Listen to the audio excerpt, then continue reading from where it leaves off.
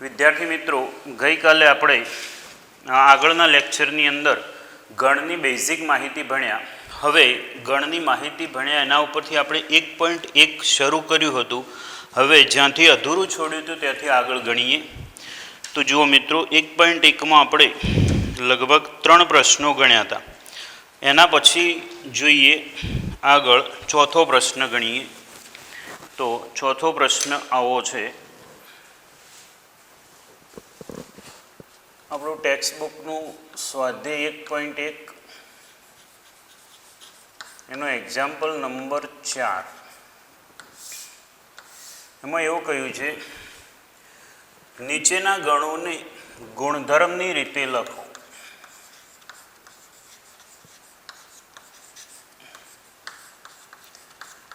તો યાદ કરો કે આપણે ગુણધર્મ અને યાદી એવી બે રીતે ગણને દર્શાવી શકીએ છીએ.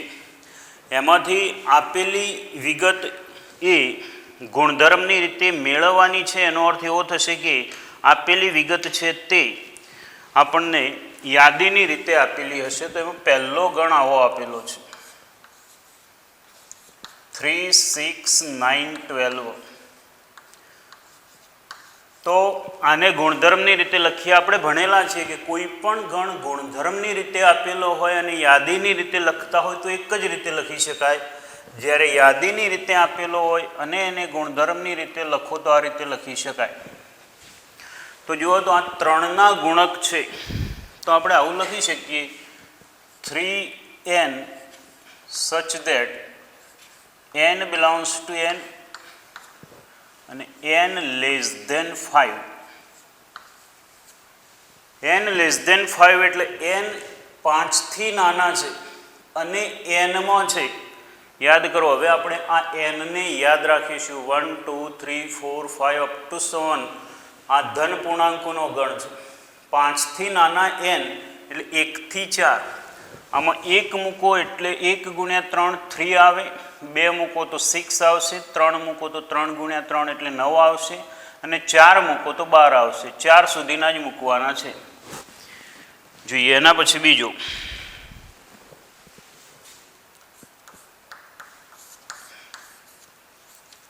બે, 4, 8, 16 અને 32. જો તો આ પણ 2ના ગુણક છે.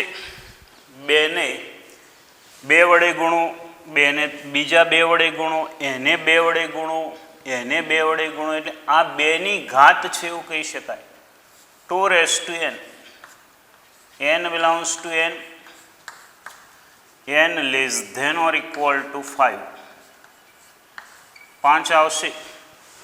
n બરાબર 5 લઈએ એટલે 2ની 5 ઘાત 32. ત્રીજો,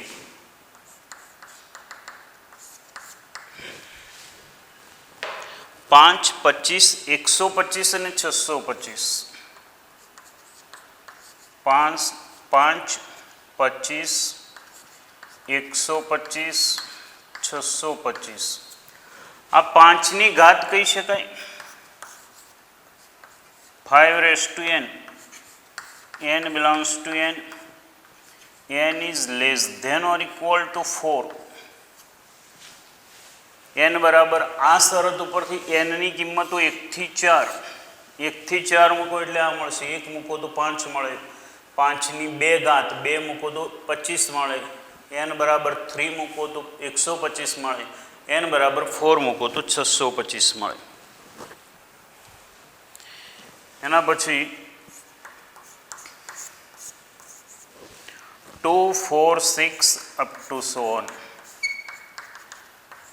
તો જોઈએ, આ 2ના ગુણક છે. 2ના ગુણક એટલે આવું લખાય, 2n such that n belongs to n.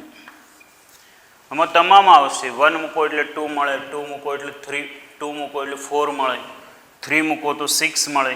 આને આમ પણ લખી શકાય, x such that x એ યુગ્મ ધન પૂર્ણાંક છે. યુગ્મ ધન પૂર્ણાંક છે. એટલે યાદીની રીતમાંથી ગુણધર્મની રીતમાં એકથી વધારે રીતે લખી શકાય પણ આના ઉપરથી આ લખો તો એક જ રીતે લખી શકાય 5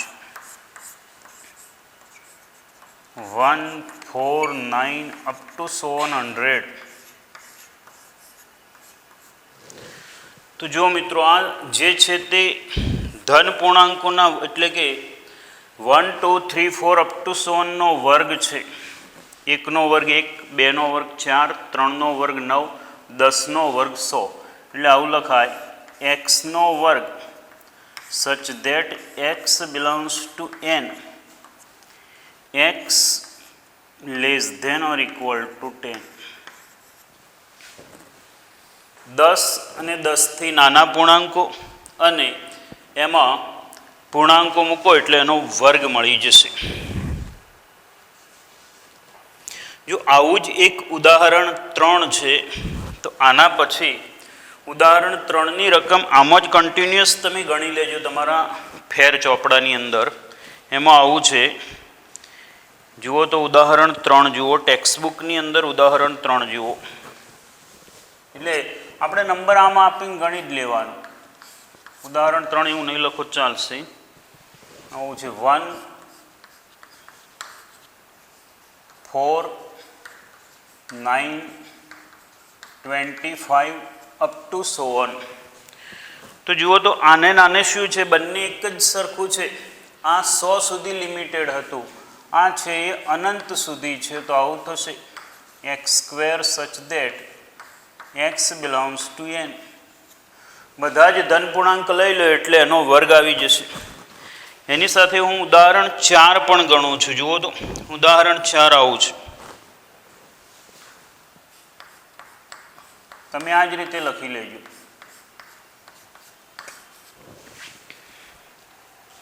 1/2, 2/3, 3/4, 4/5, 5/6 અને 6/7.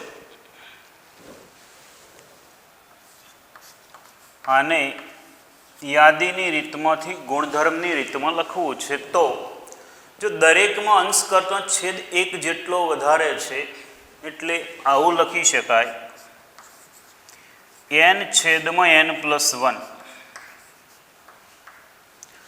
અંશ કરતા છેદ 1 જેટલો મોટો છે એટલે અંશને n કહીએ તો છેદને n+1 કહેવાશે. અહીંયા n belongs to n અને n less than or equal to 6.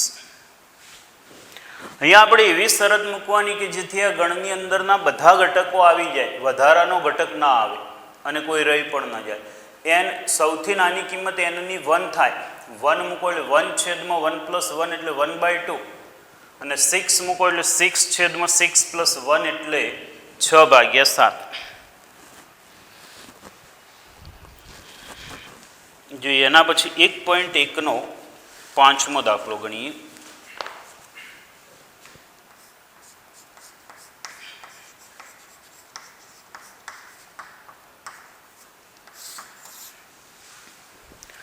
આમાં આપણને કહ્યું છે નીચેના ગણોના બધા જ ઘટકો લખો. બધા જ ઘટકો લખો. ટૂંકમાં એમ જ કહેવાય કે આપેલા ગણને યાદીની રીતમાં દર્શાવો. બીજા શબ્દોમાં આ પ્રશ્નની રકમ એમ જ કહેવાય. અત્યારે રકમ આવી છે, નીચેના ગણના બધા જ ઘટકો લખો. એવી જ રીતે આને યાદીની રીતે લખો એવો અર્થ થાય એનો. x such that x એ અયુગ્મ પ્રાકૃતિક સંખ્યા છે.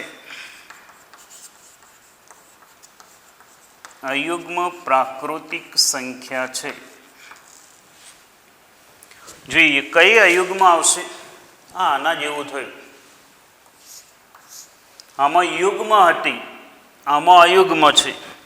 અયુગ્મ એટલે અને એમાં પણ પ્રાકૃતિક 1 3 5 7 અપ ટુ 100 અનંત સુધી આવશે. ફરીથી કહું છું, અનંત માટે આપણે 3 ટપકા જ દર્શાવીશું, એ એનો નિયમ છે. બીજું, b ઇક્વલ ટુ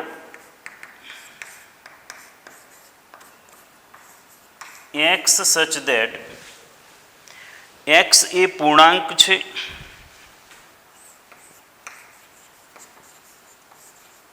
x એ પૂર્ણાંક છે, -1/2 less than x less than 9/2.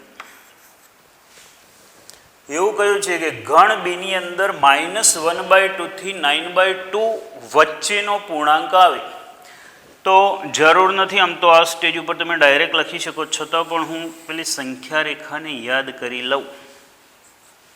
-1 0 1 2 3 4 5.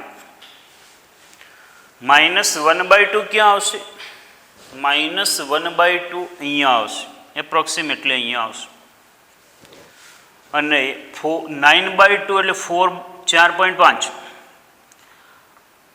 આટલા ભાગની અંદરના પૂર્ણાંકો આવે. આની અંદર આ પોઈન્ટથી આ પોઈન્ટના વચ્ચેના પૂર્ણાંકો આવે તો b ઇક્વલ ટુ શું આવશે? 0 1 2 3 અને 4. 0 એમ કહેવાય કે પ્રથમ 5 પૂર્ણ સંખ્યાઓનો ગણ કહેવાય. ત્રીજું, c equal to x such that x એ પૂર્ણાંક છે,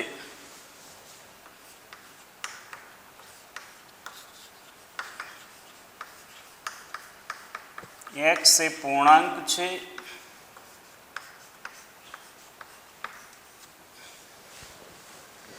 x સચ ધેટ x એ પૂર્ણાંક છે. તો મિત્રો પૂર્ણાંક કયા છે આપણે જાણીએ છીએ. આમ 0 1 2 3 4 5 અપ ટુ 7, આ બાજુ -1 -2 -3 અપ ટુ 7. જેનો વર્ગ 4 અથવા 4 થી નાનો હોય એવા પૂર્ણાંકો જોઈએ તો એક તો 0 આવશે, બીજું 1 2 less than or equal to છે માટે 2 નો વર્ગ 4, એ આ શરતનું સમાધાન કરે છે એમ કહેવાય માટે 2 આવશે. આ બાજુ ઋણ પૂર્ણાંકોનો વિચાર કરીએ તો -1 નો વર્ગ +1 એ આનું પાલન કરે છે, એવી જ રીતે આવું આવશે. અહીંયા less than or equal to છે, માત્ર લેસ ધેન હોત તો શું આવત?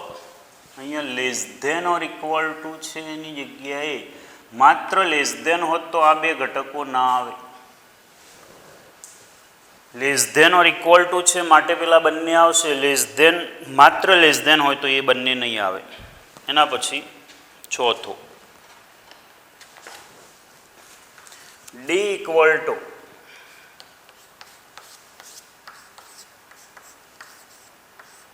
x સચ ધેટ x એ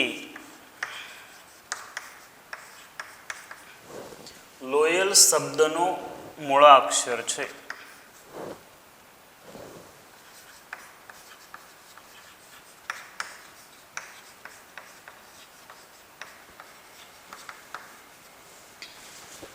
તો જોઈએ લોયલ શબ્દનો મૂળાક્ષર, આની અંદર આવતા અક્ષરો લખીએ તો L O Y A L નહીં લખાય, એકનો એક ઘટક ફરીથી લખાતો નથી એટલે આમ લખીશું. હવે જો અહીંયા આપણને એવું લાગે કે આપણે અક્ષરો કેપિટલ લખ્યા, જ્યારે શરૂઆતની ચર્ચાની અંદર તો આપણે એવું લખ્યું હતું કે ગણ દર્શાવવા માટે કેપિટલ અક્ષર વપરાય છે, જ્યારે એનો ઘટક દર્શાવવા માટે સ્મોલ અક્ષર વપરાય છે. પણ મિત્રો યાદ રાખો, એની અંદર એવું હતું કે સામાન્ય રીતે ગણ દર્શાવવા માટે કેપિટલ લેટર્સ વપરાશે, જ્યારે એટલે સામાન્ય રીતે એવો શબ્દ વપરાયો હતો. એટલે જે પણ પ્રમાણે એટલે જનરલી આપણે નાના ઘટકોનો જ ઉપયોગ કરીશું, પણ જ્યારે આની અંદરના અક્ષરનો ગણ છે એટલે આની અંદર જે અક્ષર હોય એ લખવો પડે, માટે અહીંયા કેપિટલ લખ્યું છે. પછી 6, 5,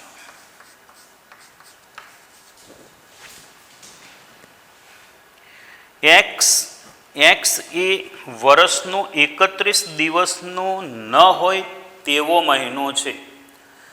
31 સિવાયના દિવસો જે મહિનાની અંદર, વર્ષના જે મહિનાની અંદર 31 દિવસો ન આવતા હોય તેવા મહિના આની અંદર લખવાના છે. તો આપણે પેલી જૂની પેટર્ન આપણને ખબર જ છે, આ પ્રમાણે ગણીએ છીએ. જાન્યુઆરી, ફેબ્રુઆરી, માર્ચ, એપ્રિલ, જે ઉપર આવે એમાં 31, બાકી નીચે આવે 28, 29 અથવા 30 દિવસના મહિનાઓ છે. તો પહેલો આવશે ફેબ્રુઆરી. જાન્યુઆરીમાં 31 છે, 31 સિવાયના લખવાના છે માટે ફેબ્રુઆરી. માર્ચ 31 દિવસનો છે એટલે નહીં આવે. એપ્રિલ 30 દિવસનો છે એટલે આવશે એપ્રિલ. પછી મે નહીં આવે, જૂન આવશે, જૂનના 30 દિવસો. જુલાઈ નહીં આવે, 31 દિવસ. ઓગસ્ટ 31. સપ્ટેમ્બર આવશે.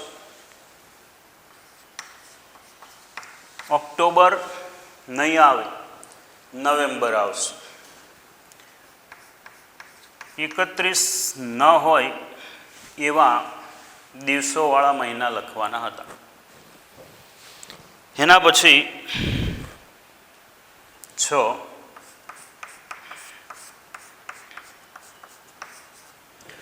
શું કહ્યું છે જોઈએ. એક્સ એ અંગ્રેજી મૂળાક્ષરોના ક્રમ અનુસાર યાદીમાં કે પહેલાંના વ્યંજનો છે. એક્સ સચ દેટ એક્સ એ અંગ્રેજી મૂળાક્ષરોની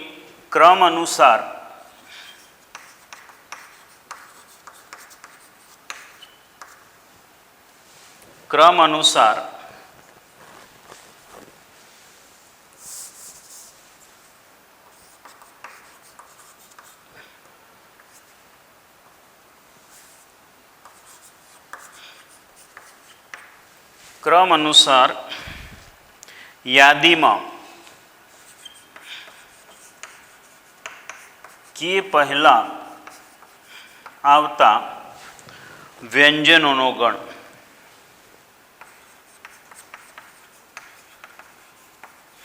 ABCDના અક્ષરો ક્રમમાં આવડવા જોઈએ. આનો જવાબ આવડવા માટે જોઈએ. ABCDના અક્ષરો કેવા છે આપણે જાણીએ છીએ. ABCD એમાંથી કયા આની અંદર લખવાના છે? કેથી પહેલાં આવતા હોય એવા વ્યંજન લખવાના છે. કેથી પહેલાં આવતા હોય એવા વ્યંજન લખવાના છે. તો ABCDના અક્ષરો યાદ કરીએ. એ તો એ વ્યંજન નથી એટલે આની અંદર નહીં આવે. બી આવશે. બી આવા ABCDના અક્ષરો છે.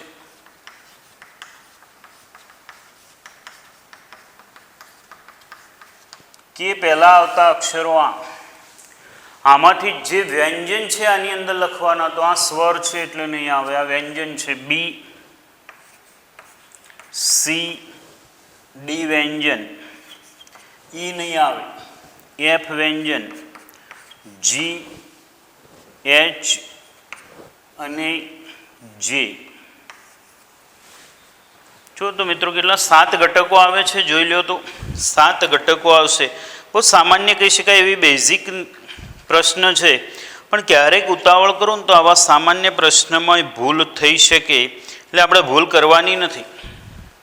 ખ્યાલ આવ્યો? એટલે આટલા અક્ષરો આવશે. સ્વર અને વ્યંજન માટે કાલે પણ યાદ કર્યું તો 5 સ્વર આવે જેને આપણે યાદ જ રાખીએ છીએ. કયા સ્વર છે? એ, ઈ, આઈ, ઓ અને યુ. આવા 5 સ્વર છે અને બાકીના 21 વ્યંજન છે.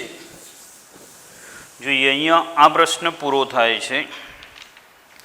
ત્યાર પછી છઠ્ઠો પ્રશ્ન જોઈએ. છઠ્ઠા પ્રશ્નની જોડવાના છે. તો જોડકા જોડવા માટે આપણને 2 કોલમ આપેલા છે. એ 2 કોલમ આવા છે. તમે બુકનો ઉપયોગ કરો. એક્ઝામ્પલ 6માં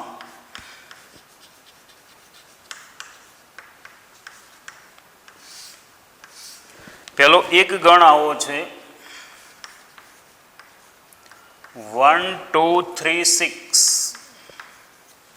બીજો ગણ છે 2 3. ત્રીજો ગણ આપેલો છે METHEICS.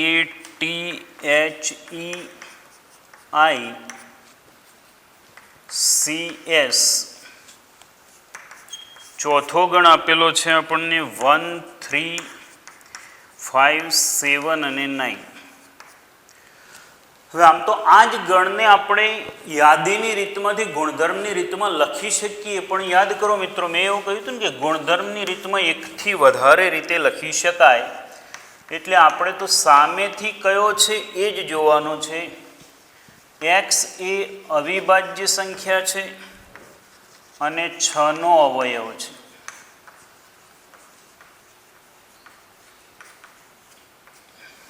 B x such that x એ 10 કરતા નાની અયુગ્મ પ્રાકૃતિક સંખ્યા છે. જો આ તો એટલું સરળ છે કે કદાચ લખીએ ને ત્યાં સુધીમાં અમુક જવાબ તો વિચાર્યા સિવાય પણ આવી જાય. C x such that x એ પ્રાકૃતિક સંખ્યા છે અને 6નો અવયવ છે.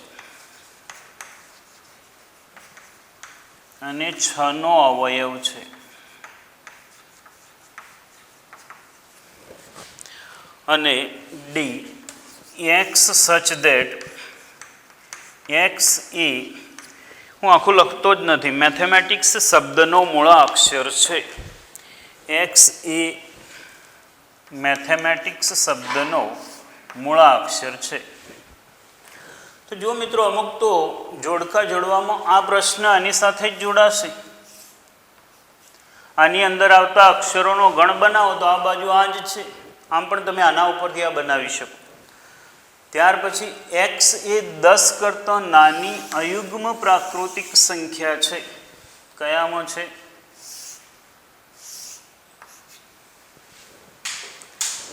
ત્યાર પછી 2 3 6નો અવિભાજ્ય અવયવ.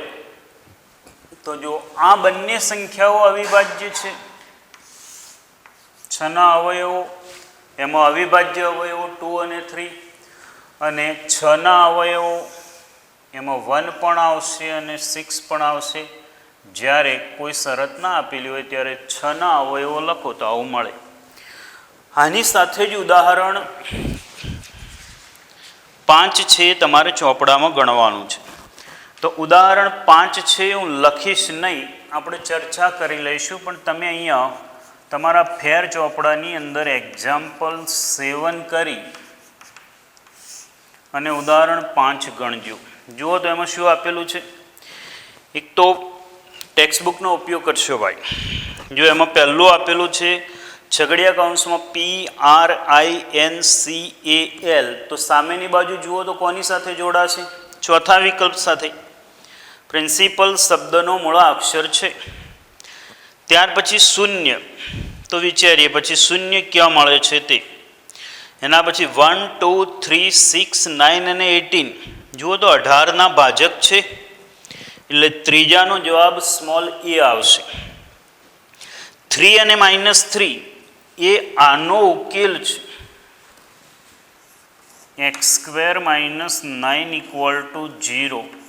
આનો ઉકેલ મેળવો તો x બરાબર 3 અથવા x બરાબર -3 આવે.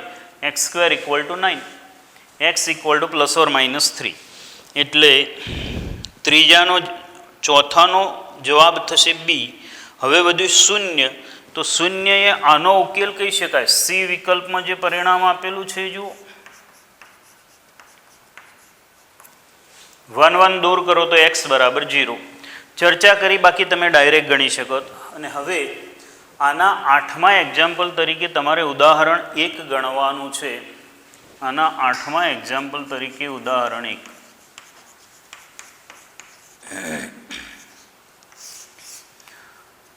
ગણને સમીકરણનો ઉકેલ ગણને યાદીની રીતે લખો. આ સમીકરણ છે x² + x - 2 = 0.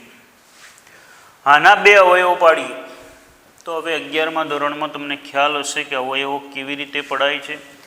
x² નો સહગુણક 1, અચળ પદ -2, બંનેનો ગુણાકાર -2, બે સંખ્યાઓનો તફાવત +1 લાવો, બેના એવા અવયવો પાડો કે જેનો તફાવત 1 આવે તો 2 × 1 એટલે આવું થાય x² + 2x - x - 2 = 0. પહેલા બેમાંથી x કોમન, x + 2, બીજા બેમાંથી -1 કોમન, x + 2, x + 2 કોમન,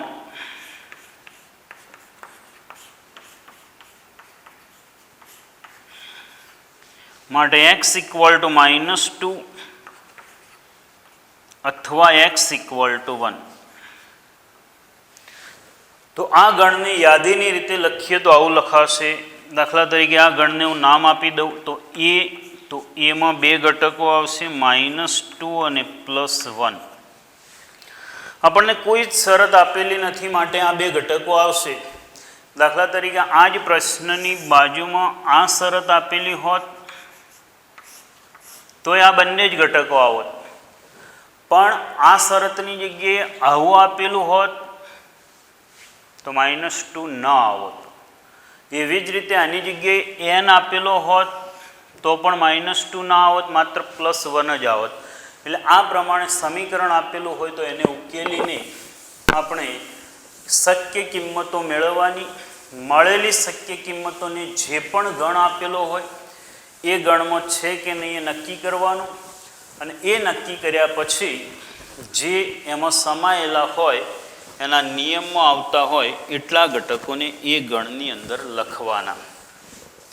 તો ગણની બેઝિક માહિતી અહીંયા આપણે પૂરી કરીએ છીએ. બેઝિક માહિતી અને એને અનુરૂપ એના પ્રશ્નો પણ અહીંયા સોલ્વ કર્યા. હવે આગળ જઈશું ગણના પ્રકારો. વિશિષ્ટ ગણ, જુદા જુદા ગણની જુદી જુદી વ્યાખ્યાઓ આપીશું આપણે, અને એ વ્યાખ્યાઓ સમજીશું ને પછી એનો ઉપયોગ કરવાનો રહેશે આગળ. તો જોઈએ આગળ ખાલી ગણ. આપણે ખાલી ગણ કોને કહેવાય?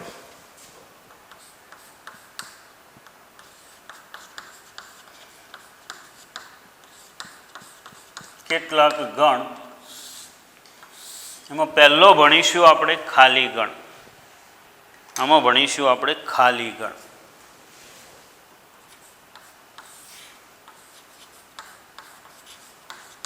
આમ તો જોઈએ તો એના શબ્દ ઉપરથી જ ખબર પડી જાય ખાલી ગણ કોને કહેવાય.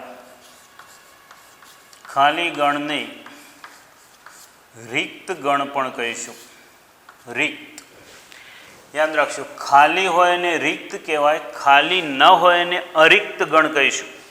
અરિક્ત ગણ એવો શબ્દ આગળ ઘણો બધો વપરાશે. તો જોઈએ ખાલી ગણ કોને કહેવાય? તો જે ગણમાં એક પણ ઘટક ન હોય, જે ગણ એક પણ ઘટક ન ધરાવતો હોય તેને આપણે ખાલી ગણ કહીશું. જે ગણ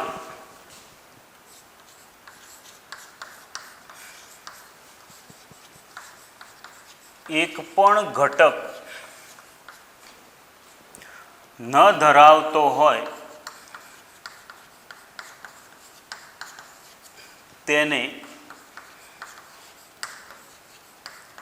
ખાલી ગણ કહે છે. ખાલી ગણ કહે છે. જે ગણ એક પણ ઘટક ન ધરાવતો હોય તેને ખાલી ગણ અથવા એને રિક્ત ગણ કહે છે, જેને નલ સેટ અથવા એમ્પ્ટી સેટ કહેવાય. આના માટેનો સિમ્બોલ આવો છે, જેને ફાઈ અથવા માત્ર આ પ્રમાણેનો છગડીયો કૌંસ વડે દર્શાવાય છે. વ્યાખ્યાના શબ્દ ઉપરથી જ ખ્યાલ આવી જાય કે ખાલી ગણ એટલે શું. જેમાં એક પણ સભ્ય ના હોય, જેમાં એક પણ ઘટક ના હોય એને ખાલી ગણ કહેવાય. ખાલી ગણનો સિમ્બોલ આ છે. છગડીયા કૌંસની અંદર કોઈ પણ ઘટક ન હોય તો એને ખાલી ગણ કહેવાય. અને છગડીયા એની જગ્યાએ આ પ્રમાણે ફાઈ લખાય છે. 0 જેવું સિમ્બોલ કરી અને વચ્ચે આડી લીટી કરીએ એ ખાલી ગણને દર્શાવવાની એક રીત છે. હવે આપણને એવું લાગે કે ખાલી ગણનું એક ઉદાહરણ જોઈએ, તો વ્યવહારિક એક એવું ઉદાહરણ છે કે ધોરણ 12 અને કોલેજમાં ભણતા વિદ્યાર્થીઓનો ગણ. તો એવો કોઈ વિદ્યાર્થી નહીં હોય કે જે ધોરણ 12માં પણ ભણતો હોય અને કોલેજમાં પણ ભણતો હોય, તો એને આપણે ખાલી ગણનું વ્યવહારિક ઉદાહરણ કહી શકીએ. બીજું ઉદાહરણ લખવું હોય તો આવું પણ લખી શકાય. એ such that x such that x plus 2 equal to 0, x belongs to n. જો આમાં એક પણ ઘટક નહીં આવે, x plus 2 બરાબર 0, તો x બરાબર શું થાય? -2. પણ x -2 એ n માં નથી સમાયેલો, માટે આમાં એક પણ ઘટક નહીં આવે. ઘણો બધા આવા ઘટકો લખી શકાય. x such that x square less than 0, જેનો વર્ગ 0 થી નાનો હોય એવી સંખ્યાઓ તો કોઈ એવી સંખ્યા જ નથી. એટલે આવું ઘણું બધું વિચારી શકાય. જેમાં એટલે યાદ રાખીશું મિત્રો, આ વ્યાખ્યાઓ, આ સમજ આજે જ તૈયાર કરી લેજો. કાલે પણ મેં કહ્યું હતું બહુ સહેલું છે, પણ જ્યારે તમે એને સમય નહીં આપો ને વધારે એકસાથે સમજવાનું આવશે ત્યારે ભેગું થઈને કન્ફ્યુઝન થશે. એટલે આજે જ તૈયાર કરજો. ખાલી ગણ કોને કહેવાય? તો જેમાં એક પણ ઘટક ન આવે એવા ગણને ખાલી ગણ કહેવાશે. આ વ્યાખ્યા તમારે લખવાની છે. ઉદાહરણ પણ 1-2 લખી શકો. આ બીજું ઉદાહરણ છે, આના બરાબર નથી, આ એક જુદું છે. આમ તો બરાબર થઈ જ જાય છે, બંને ખાલી ગણ છે એટલે. ત્યાર પછી બીજી વ્યાખ્યા છે શાંત અથવા અનંત ગણ. તો શાંત ગણ કોને કહેવાય?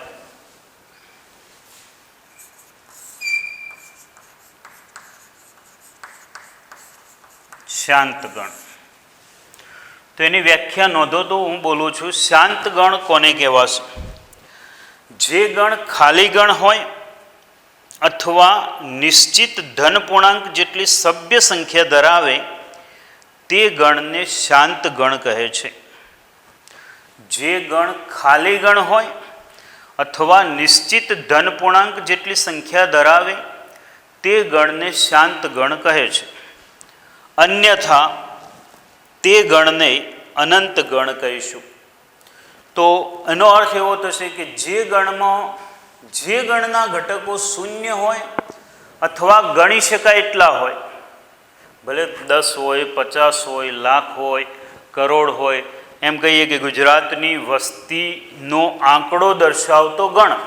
તો એની અંદર જેટલા પણ આંકડા આવે એની અંદર દરેક વ્યક્તિને તમે ગણમાં મૂકો, ગુજરાતની દરેક વ્યક્તિનો ગણ, તો એની કેટલા વ્યક્તિ આવશે એ ગણી શકાશે. તો એ ગણ છે એને આપણે શાંત ગણ કહીશું. ટૂંકમાં એવું કહેવાય, જે ગણના ઘટકોની સંખ્યા ગણી શકાય એને શાંત ગણ કહેવાશે, અને જે ગણના ઘટકોની સંખ્યા ગણી ન શકાય એને અનંત ગણ કહીશું. આપણે અપ ટુ 100 વાળા લખીએ છીએ, શાંત નથી. શાંત ન હોય એને અનંત ગણ કહેવાય. એટલે શાંત ગણની વ્યાખ્યા પણ તમારા ચોપડામાં તમે લખશો. જે ગણ ખાલી ગણ હોય અથવા નિશ્ચિત ધન પૂર્ણાંક જેટલી સભ્ય સંખ્યા ધરાવે, જેની અંદર 1 ઘટક હોય, 2 ઘટક હોય, 5 ઘટક હોય, 50 ઘટક હોય, લાખ ઘટક હોય, કરોડ, ગમે તેટલા પણ ગણી શકાય એટલા ઘટકો હોય, તો એવા ગણને આપણે શાંત ગણ કહીશું. અને જે ગણ શાંત ગણ નહીં હોય એને આપણે અનંત ગણ કહીશું. અનંત ગણને પણ આપણે ઓળખીએ છીએ. આપણે જે ગઈકાલે પ્રમાણિત ગણો લખ્યા હતા N, Z, Q, એ બધા એ શાંત ગણ, એ બધા ગણ અનંત ગણ હતા. એના પછી બીજી વ્યાખ્યા જોઈએ, સમાન ગણ. બે ગણ સમાન ગણ ક્યારે કહેવાય? તો જુઓ મિત્રો, કોઈ પણ વ્યાખ્યા આવડવા માટે એની અંદરનો શબ્દ આવડે ને એટલે આવડે. સમાન ગણ, સમાન એટલે સરખા, જે બે ગણની અંદર એના એ જ ઘટકો આવેલા હોય, દાખલા તરીકે એમાં 1 2 3 છે તો બીમાં પણ 1 2 3 આવે, ક્રમ આડોઅવળો તો ચાલી શકે એવું કાલે ભણી ગયા. તો એ અને બી બંને ઇક્વલ ગણ છે. તો એની વ્યાખ્યા આવી થશે, જો બે ગણ એ અને બી ને યથાર્થ રીતે એના એ જ ઘટકો હોય, જે ઘટકો એમાં હોય એના એ જ ઘટકો બીમાં હોય તો એ અને બી સમાન ગણ કહેવાય. અને એ અને બી સમાન ગણ હોય તો એ ઇક્વલ ટુ બી લખાય. સામાન્ય છે પણ જે સિમ્બોલ છે વ્યવહારિક એ લખવો જ પડે. દાખલા તરીકે એમ કહેવાય કે આવું હું સી લખું, એક્સ એ પ્રથમ 3 પ્રાકૃતિક સંખ્યાઓ છે,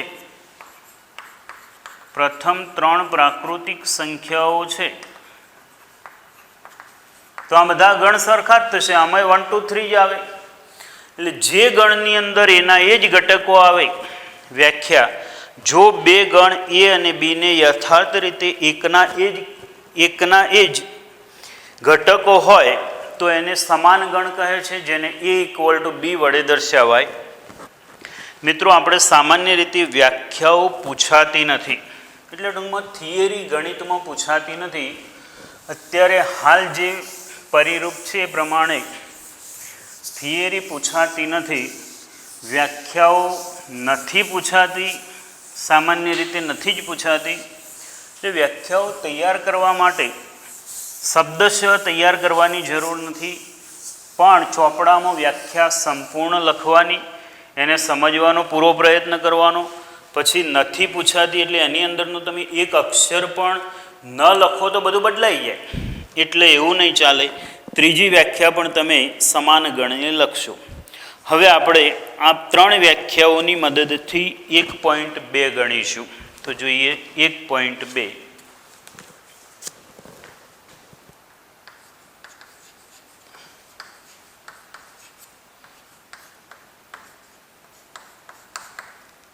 સ્વાધ્યાય 1.2 આપણે પહેલો દાખલો ગણીએ. નીચેનામાંથી કયા ગણ ખાલી ગણનું ઉદાહરણ છે?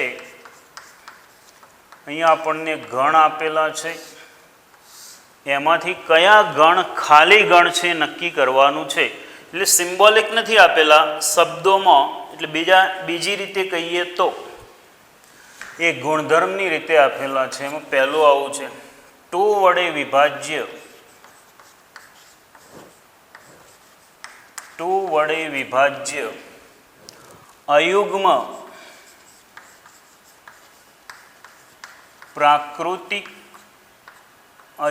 પ્રાકૃતિક સંખ્યાઓનો ગણ.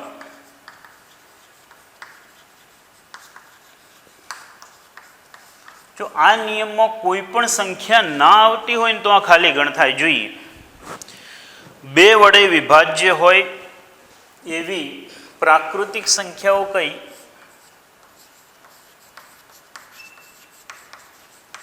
2 વડે વિભાજ્ય હોય તેવી પ્રાકૃતિક સંખ્યાઓ કઈ? 2 4 6 8 10 અપ ટુ 100. પણ અહીંયા કઈ છે? આમાંથી અયુગ્મ હોવી જોઈએ. તો જે પૈકી એક પણ અયુગ્મ નથી. એનો અર્થ કે આ ગણની અંદર એક પણ ઘટક નહીં આવે, માટે આ ગણ ખાલી ગણ છે. 2 વડે વિભાજ્ય અયુગ્મ હોય, અયુગ્મ પ્રાકૃતિક સંખ્યા એક પણ નથી, માટે એને આપણે એક પણ ઘટક નહીં આવે એટલે ખાલી ગણ કહીશું. બીજું, અયુગ્મ અવિભાજ્ય પ્રાકૃતિક સંખ્યાઓનો ગણ. યુગ્મ અવિભાજ્ય પ્રાકૃતિક સંખ્યાઓનો ગણ. મિત્રો, યાદ કરો તો એવી કોઈ સંખ્યા છે કે જે યુગ્મ હોય અને અવિભાજ્ય હોય? યુગ્મ હોય અને અવિભાજ્ય હોય. ઉપર લખેલી જ છે યુગ્મ, આ યુગ્મનું લિસ્ટ જ છે. એમાંથી કોઈ અવિભાજ્ય છે તો છે અવિભાજ્ય, બગડો અવિભાજ્ય છે. અહીં આ ગણમાં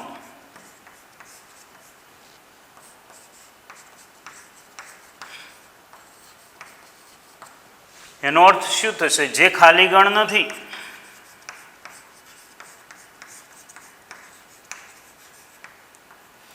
ગણ આવડવું જોઈએ, એના કરતાં આ પણ આવડવું જોઈએ. આમાં શું આવે અને શું ના આવે. અને એટલે તો મેં તમને કહ્યું હતું કે ગણિત બહુ સહેલો વિષય છે, પણ તમે ભણો છો ત્યાં સુધીનું એની અંદર આવવું જોઈએ. ત્રીજું,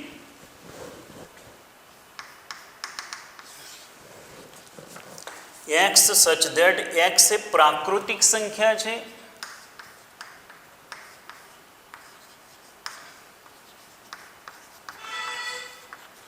એક્સ એ પ્રાકૃતિક સંખ્યા છે. એક્સ લેસ ધેન 5 અને એક્સ ગ્રેટર ધેન 7.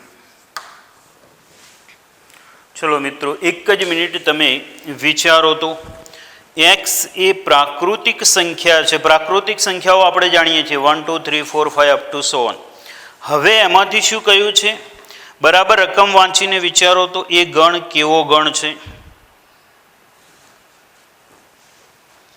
આ ખાલી ગણ છે કે નહીં એવું વિચારવું છે. હવે શું લખ્યું છે અહીંયા? એક્સ એ 5 થી નાનો છે. એક્સ પ્રાકૃતિક સંખ્યા છે ને 5 થી નાની છે. આ શરતનું પાલન થાય એવી કઈ એક્સની સંખ્યાઓ આવે? મિત્રો સમજો, અહીંયા એક બહુ સરસ સમજવાનો પોઈન્ટ છે આ શબ્દની અંદર. ધ્યાન આપજો, બહુ અગત્યનું છે. આગળ એક ચેપ્ટર ચાલશે તાર્કિક ગણ, ત્યારે આપણે એનો વધારે સમજીશું. ચેપ્ટર નંબર આવો છે, ચેપ્ટર નંબર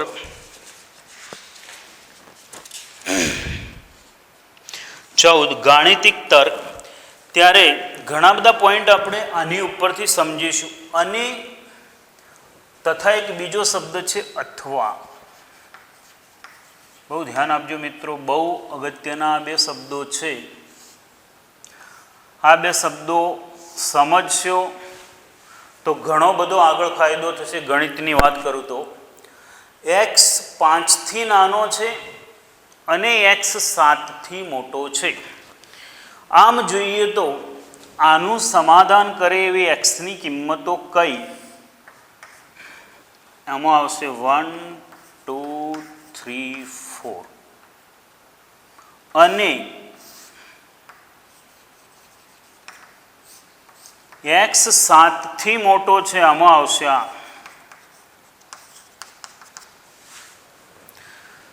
હવે તો આ ગણની અંદર કઈ સંખ્યાઓ આવશે કહી શકો? આપણે ઉતાવળ કરીએ તો એવું બની જાય કે આ ગણની અંદર આવી સંખ્યાઓ આવે. ધ્યાન આપજો મિત્રો, હું બરાબર સ્પષ્ટ સમજાવવા માટે થોડુંક વધારે અહીંયા ચર્ચા કરું છું.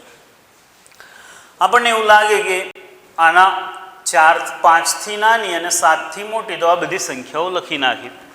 હવે અહીંયા શબ્દ શું છે હું ફરીથી વાંચું છું. તમે થોડુંક કોન્સન્ટ્રેટ કરશો ને તમારા વાંચવા ઉપરથી તમને સમજાશે કે શું કહેવા માગે છે અહીંયા આ શબ્દ. એક્સ 5 થી નાનો છે અને 7 થી મોટો છે. તો વિચારો ને, 5 થી નાનો અને 7 થી મોટો, 5 થી નાનો અને 7 થી મોટો, એનો અર્થ કે એવી કોઈ સંખ્યા છે વિચારજો જે 5 થી નાની હોય અને 7 થી મોટી હોય.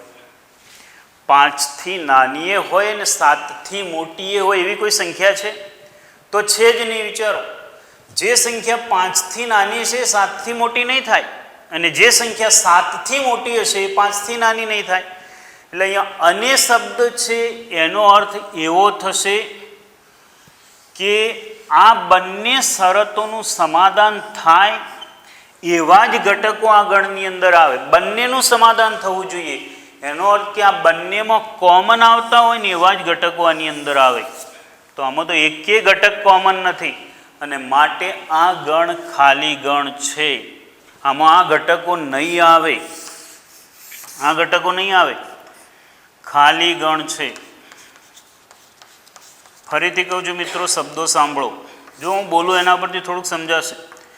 એક્સ 5થી નાનો હોવો જોઈએ અને 7થી મોટો હોવો જોઈએ. વ્યવહારમાં વિચારો તો એવી કોઈ સંખ્યા જ નથી કે આ બંને શરતોનું એક સાથે સમાધાન કરે. 5થી નાની હોય અને 7થી મોટી હોય એવી કોઈ સંખ્યા ના હોય. એવી સંખ્યા હોય છે કે 5થી નાની હોય અથવા 7થી મોટી હોય. એટલે અનેની જગ્યાએ જો અથવા આવે તો આ સંખ્યાઓ અને આ સંખ્યાઓ બધી જ સંખ્યાઓ આ ગણની અંદર આવશે. એટલે મેં જે ગણ લખ્યો તો અને હોય તો આમાં એક પણ ઘટક નહીં આવે. જ્યારે અથવા હશે તો આ શરતનું પાલન થાય તોય ચાલે, આ શરતનું પાલન થાય તોય ચાલે. હવે જુઓ, આનું એક વ્યવહારિક ઉદાહરણ હું તમને આપું.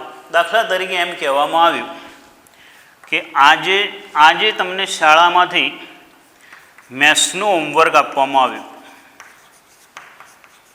મેથ્સનું હોમવર્ક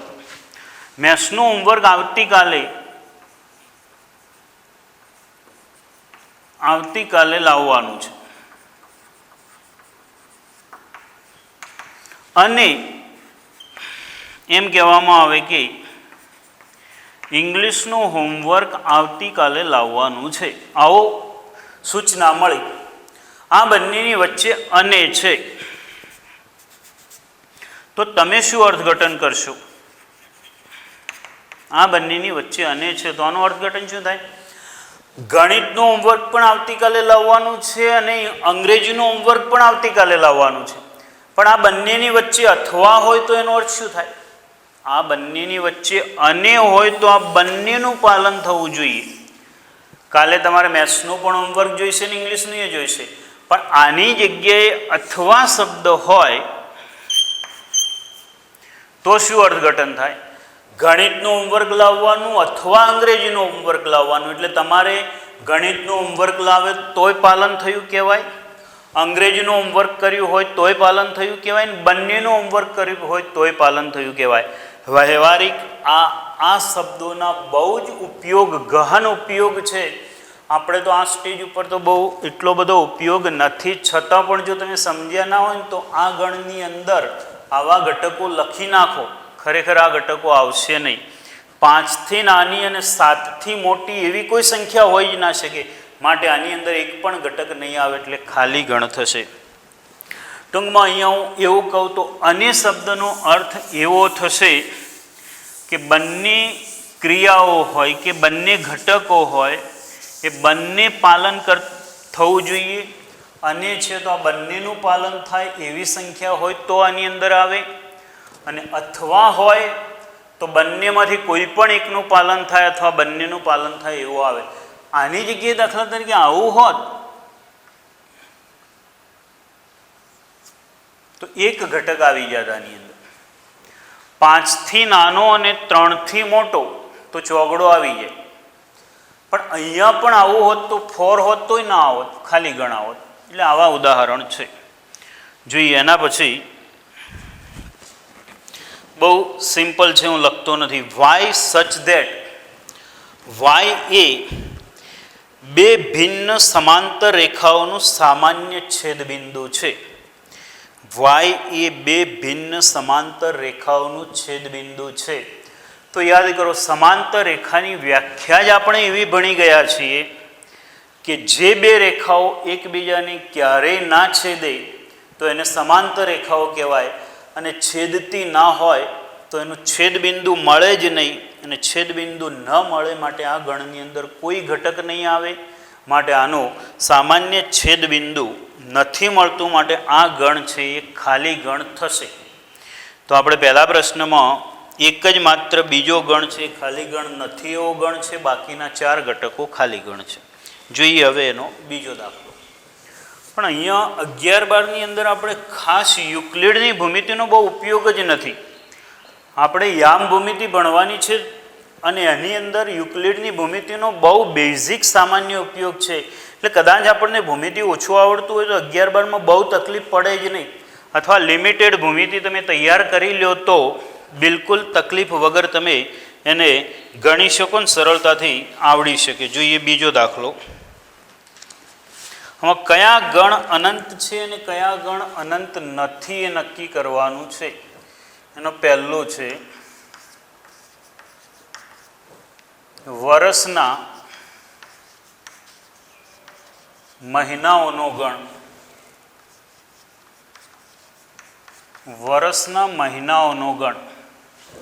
તો વર્ષના મહિના 12 છે આપણે જાણીએ છીએ, એટલે આની અંદર લિમિટેડ ઘટકો આવશે, એટલે આ શાંત ગણ છે. જાન્યુઆરી, ફેબ્રુઆરી, માર્ચ, એપ્રિલ એવા 12 મહિના આવે એટલે આ શાંત ગણ છે.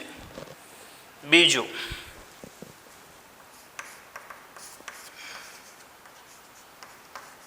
One two three up to so on. વિચારો તો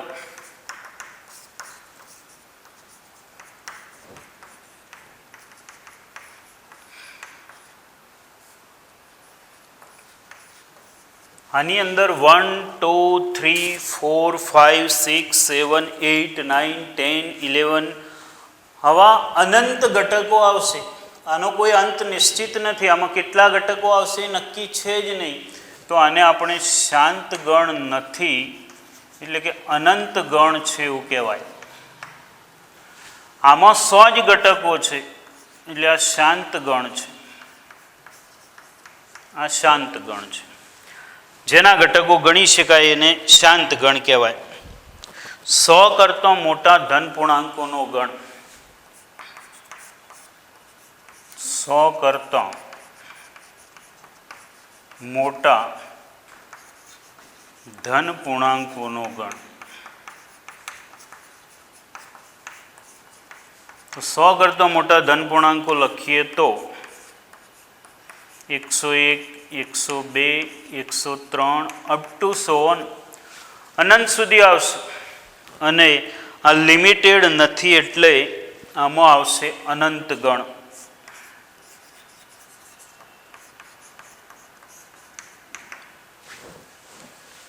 5 99 કરતાં નાની અવિભાજ્ય સંખ્યાઓનો ગણ. 99 કરતાં નાની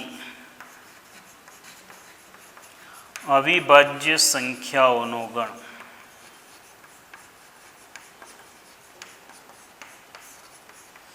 તો મિત્રો આની અંદર ઘટકો લખવા હોય તો લખી શકાય 2, 3, 5, 7, 11, 13. પણ આપણા આ પ્રશ્નને અનુરૂપ આના ઘટકો લખવાની જરૂર છે. વિચારો તો 99 કરતાં નાની અવિભાજ્ય સંખ્યાઓનો ગણ. તો આમાં જેટલા પણ ઘટકો આવશે તેની સંખ્યા નિશ્ચિત હશે. દાખલા તરીકે 99 થી નાની અવિભાજ્ય સંખ્યાઓ 18 આવે છે, તો 18 આવશે. એ પછી 18 આવે કે 11 આવે કે 5 આવે, પણ એની સંખ્યા તો નિશ્ચિત જ છે. માટે આ ગણ અનંત ગણ નહીં થાય, આ ગણ શાંત ગણ થશે. શાંત ગણ.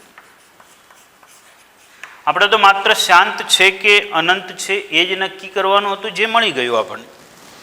જોઈએ એના પછી ત્રીજો પ્રશ્ન.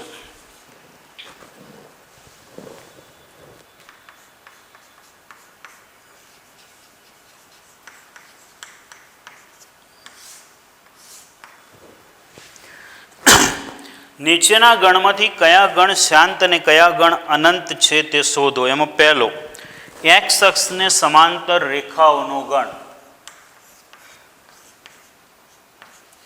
એક્સ અક્ષને સમાંતર રેખાઓનો ગણ.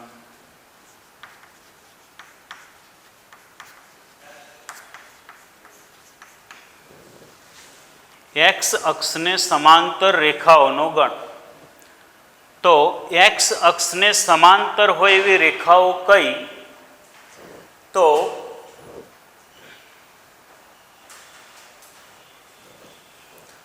આપણે જાણીએ છીએ આ આડી રેખાને એક્સ અક્ષ કહેવાશે, ઊભી રેખાને વાય અક્ષ કહેવાય.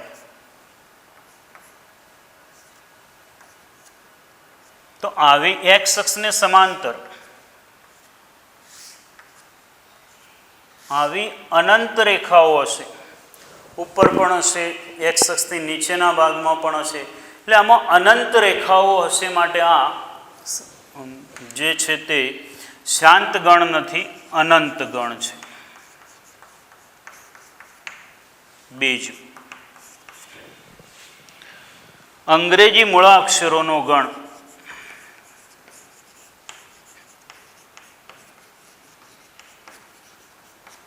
કેટલા ઘટકો આવશે ભાઈ આ ગણમાં? અંગ્રેજી મૂળાક્ષરોનો ગણ. એબીસીડીમાં કેટલા અક્ષરો આવે? 26. તો આના ઘટકોની સંખ્યા ફિક્સ થઈ ગઈ. તો આમાં કેટલા ઘટકો છે? 26. એટલે આ થઈ ગયો શાંત ગણ. આ શાંત ગણ. 5ની ગુણિત સંખ્યાઓનો ગણ.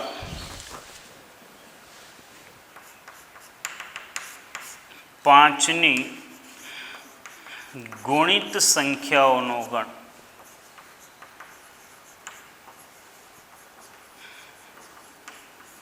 5ની ગુણિત કઈ સંખ્યાઓ આવે? 5, 10, 15, 20, 25, 30, 35, 40, 45, 50. સમય હોય તો ઘણી બધું લખી શકાય, બાકી અહીંયા સમજી શકાય. આનો જવાબ શું આવશે? અનંત ગણ. છેલ્લે અપ ટુ સોન આવતું હોય ને એ અનંત ગણ, વચ્ચે નહીં. વચ્ચે અનંત ગણ આ છે તો અનંત ગણ નથી. આમાં 100 જ સંખ્યાઓ છે શાંત ગણ. છેલ્લે અપ ટુ સોન આવે અનંત ગણ. પૃથ્વી પર વસતા પ્રાણીઓનો ગણ. ચલો વિચારો. પૃથ્વી પર વસતા પ્રાણીઓનો ગણ. પૃથ્વી પર વસતા પ્રાણીઓ તમે ગણી શકો? ગણી શકાય. ભલે આપણને એવું લાગે કે સમય વધારે લાગે, સમય વધારે નહીં, કદાચ એક પેઢીથી વધારે પેઢી પણ નીકળી જાય, પણ ગણી તો શકાય. એટલે આપણે એને શાંત ગણ કહી શકીશું. એની અંદર આવતા જેટલા પણ ગણ, જેટલા પણ સભ્યો હશે, વિશ્વની અંદર જેટલા પણ પ્રાણીઓ છે બધા જ ગણીએ. ભલે ને કદાચ આપણી પેઢી પૂરી થઈ જાય, ના ગણાય, પણ બીજી પેઢી એને તમે આગળ કામ આપો તો ગણી શકે. એટલે શાંત ગણ છે. પછી ઉગમ બિંદુમાંથી પસાર થતા વર્તુળોનો ગણ. ઉગમ બિંદુમાંથી પસાર થતા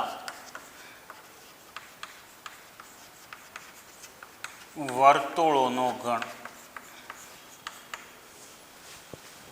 તો જુઓ તો આ એકમ વર્તુળ, યામ પદ્ધતિ દોરેલી જ છે. હું અહીંયા વર્તુળ દોરું.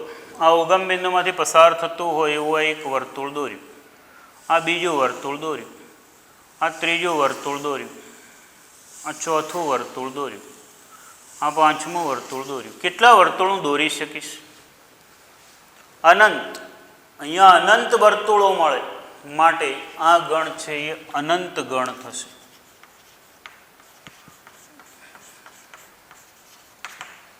બહુ સામાન્ય ગણિત જ આવે છે જે યુક્લિડ વાળું છે તે. બાકી તો આપણું એના સિવાયનું જ ગણિત વધારે છે. જોઈએ એના પછી ચોથો પ્રશ્ન.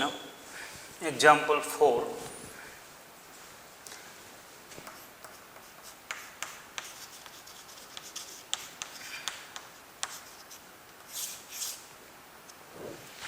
એક્ઝામ્પલ 4માં નીચેનામાંથી નક્કી કરો કે A = B છે કે નહીં. તો પહેલો આપેલો છે, ખાલી રકમ જ જોવાની જરૂર છે ને મિત્ર. જુઓ બુકમાં. ગણ એમાં ઘટક છે small a, small b, small c, small d. ગણ બીમાં ઘટક છે small d, small c, small b અને સ્મોલ a. એના એ જ ઘટકો a અને b બંનેમાં છે માટે બંને સરખા ઘટકો છે. એટલે પહેલામાં થશે A = B છે. એટલે તમે કારણમાં એવું લખજો કે ગણ A અને ગણ બીમાં એના એ જ ઘટકો છે માટે A = B છે. જુઓ દાખલા તો બધા તમારે ફેર ચોપડામાં ગણવાના જ છે. બીજામાં 4 A માં છે બીમાં પણ છે, 8 બંનેમાં છે, 12 નથી, એટલે અહીંયા એ નોટ ઇક્વલ ટુ બી થશે, એ નોટ ઇક્વલ ટુ બી. કારણમાં લખી શકો 12 બિલોંગ્સ ટુ એ, પરંતુ 12 does not belongs to B.